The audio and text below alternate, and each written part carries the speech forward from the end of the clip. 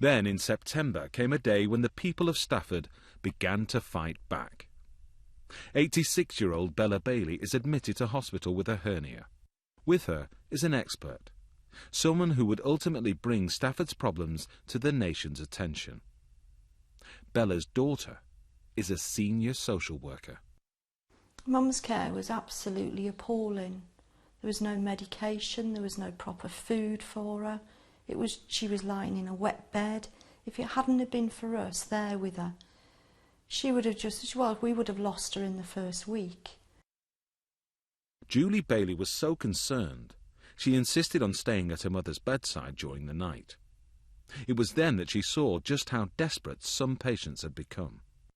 I was told that they couldn't leave drinks out at night because of the health and safety. So what the confused patients would do would just get out of bed, and the first thing they found would be a flower vase and just drink out of the flower vase. It was just absolutely ridiculous. Just 2 days before Bella Bailey was due to be discharged, she was dropped by a healthcare assistant lifting on her own. It left Bella gasping for breath, but when Julie asked to see a doctor, she was told none was available. Instead, incredibly, the nurse suggested Julie should diagnose her mother's condition herself. One of the nurses came over and she gave me a big doctor's manual, medical book to look at, to see if I could diagnose what was wrong with Mum.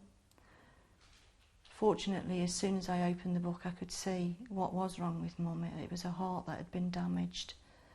And I called her back straight away and said, look, these are all the symptoms. On November the 8th, 2007, Bella Bailey died, and her daughter's campaign began. She made an official complaint, but found the response from the director of nursing alarming.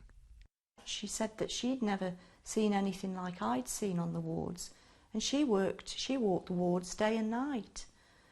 That really shocked me, and I knew, I was just so desperate, and I knew if I'd seen those things, other people must have. If I'd lost Mum in that way, other people must have lost in the same way. So I knew alone I was going to achieve little with that sort of response from the hospital. So Julie Bailey appealed for help. In a letter to a local newspaper, she asked anyone with concerns about the hospital to get in touch and set up a meeting. The response was overwhelming. My priority was to try and stop what was going on in the hospital now. So when people started to arrive, it was quite a shock because I only had 16 seats and there was around 25 people turned up. As they compare stories, the sheer scale of the scandal becomes clear. Stafford's dark secret is out. A campaign group is born. They called themselves Cure the NHS.